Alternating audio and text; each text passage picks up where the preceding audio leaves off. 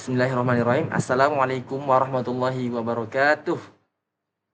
Selamat pagi semuanya. Semoga kita dalam lindungan Allah Subhanahu wa taala. Baik adik-adik yang dirahmati Allah, pada kesempatan kali ini kita akan belajar sejarah kebudayaan Islam. Nah, di sini kita akan membahas tentang kisah Uwais Al-Qarni, penghuni langit yang cinta pada ibunya. Baik, kita langsung saja ke start. Nah, di sini ada tujuan utama pembelajaran. Yang kedua ada materi, yang ketiga ada latihan. Nah, sebelum kita belajar, kita alangkah lebih baiknya mengucapkan basmalah. Bismillahirrahmanirrahim. Nah, kita langsung saja.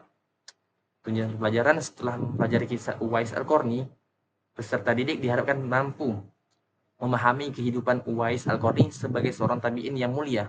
Kemudian meneladani sifat-sifat terpuji Uwais Al-Qarni seperti keikhlasan, bakti kepada orang tua, dan kesederhanaan. Yang ketiga, mengaplikasikan nilai-nilai dari kisah Uwais Al-Qarni dalam kehidupan kita sehari-hari. Oke, lanjut. Kisah Uwais Al-Qarni. Uwais Al-Qarni adalah pemuda soleh dari Yaman yang menderita penyakit kulit. Sangat berbakti kepada ibunya yang lumpuh. Meskipun hidup miskin, Uwais Al-Qarni bertekad memenuhi keinginan ibunya untuk berhaji. Ia berlatih menggendong anak sapi setiap hari agar kuat menggendong ibunya ke Mekah. Setelah 8 bulan latihan, Uwais berhasil membawa ibunya ke Mekah. Dan di sana, Uwais berdoa penuh haru untuk kebahagiaan sang ibu. Allah pun mengabulkan doanya, menyembuhkan penyakit kulitnya, dan meninggalkan 1 bulatan putih sebagai tanda pengenal untuk diketahui oleh Umar bin Khattab dan Ali bin Abi Thalib. Keutamaan Uwais Al-Qarni. Rasulullah pun memerintahkan pada para sahabat, terutama Umar bin Khattab dan Ali bin Abi Thalib, untuk meminta doa kepada Uwais Al-Qarni jika bertemu dengannya. Lanjut, mencari Rasulullah ke Madinah. Nah, Uwais Al-Qarni pun tiba di Madinah dan ingin bertemu dengan Nabi Sallallahu Alaihi Wasallam. Tetapi Nabi ketika itu sedang bertempur di suatu tempat. Meskipun kecewa, Uwais Al-Qarni memilih pulang ke Yaman untuk merawat ibunya, dan ibunya yang sakit ya, dan meninggalkan pesan Nabi kepada istrinya, yaitu Aisyah radhiyallahu anha.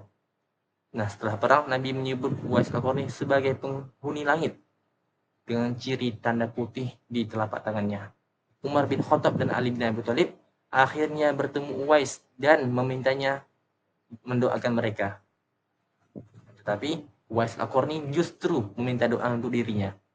Uwais Al-Qarni menolak segala bantuan, menunjukkan kesolehan, kerendahan hati dan pengabdiannya kepada ibunya tanpa mengharap pengakuan. Biar wafatnya Uwais Al-Qarni. Uwais Al-Qarni seorang fakir yang sederhana dari Yaman yang bekerja sebagai pengembala. Meninggal dunia dan kematiannya menggemparkan masyarakat.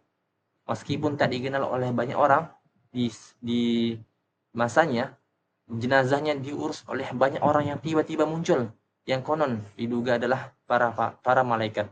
Hal ini menimbulkan keheranan di kalangan penduduk, karena Uwais Al-Qarni selalu meminta agar dirinya dirahasiakan. Barulah ketika wafat, mereka mengetahui bahwa Uwais Al-Qarni adalah sosok yang istimewa, seperti yang disabdakan Nabi Sallallahu Alaihi Wasallam, yaitu bahwa Uwais Al-Qarni adalah penghuni langit. Keajaiban yang menyertai wafatnya meninggalkan kesan yang mendalam bagi umat Islam.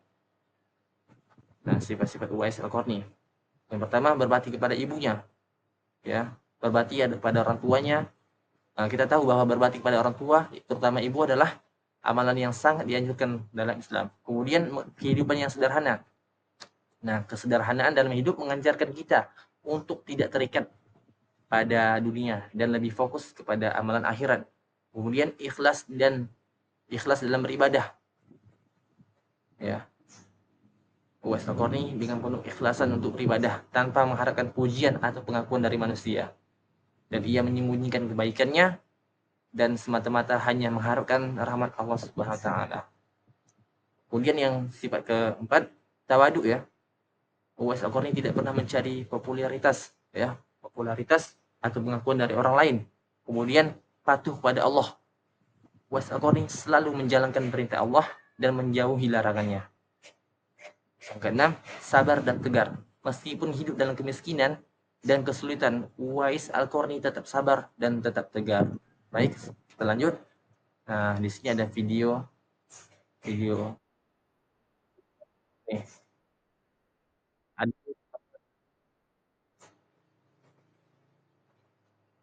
Nah, di sini ada latihan soal. Sebelum masuk, kita berdoa dulu. Kemudian kita baca soal dengan teliti. Pilihlah jawaban yang menurut adik-adik paling tepat. Jika salah, adik-adik boleh mengulanginya. Dan jika sudah benar, adik-adik boleh lanjut ke soal berikutnya. Nah, kita tekan tombol Go untuk mulai. Uwais Al-Qarni adalah seorang pemuda yang berasal dari negara Arab Saudi. Salah. Kita balik ke soal tadi. Kira-kira jawabannya mana? Iya, benar. D. Yaman. Ye. Alhamdulillah. Kita lanjut ke soal kedua. Sahabat Nabi yang bertemu dengan Uwais Al-Qarni untuk meminta doa kepadanya adalah, jawabannya apa? Utsman bin Affan. Salah. Kita balik lagi. Jawabannya apa, adik? Iya, Umar bin Khattab. Benar. Iya, benar. Nah, lanjut soal ketiga. Uwais Al-Qarni adalah pemuda yang fakir dan seorang nelayan. Coba. Salah lagi, adik-adik. Kita balik ke soal tadi. Adalah seorang pengembala. Kita cek. Yeay, benar. Oke, lanjut. Nah, itu tadi seputar kisah Uwais Al-Qarni. Semoga dengan kisah tadi bisa kita amalkan sifat-sifat mulia yang dimiliki oleh Uwais Al-Qarni dalam kehidupan kita sehari-hari. Dan tentunya dengan mengharap ridho dan rahmat Allah Subhanahu wa taala. Baik adik-adik, kita cukupkan pelajaran pada hari ini dengan mengucapkan hamdalah, alhamdulillahirabbil alamin. Dan doa kafaratul majelis, subhanakallahumma wa bihamdika asyhadu an la ilaha illa anta astaghfiruka wa atubu ilaik. Assalamualaikum warahmatullahi wabarakatuh.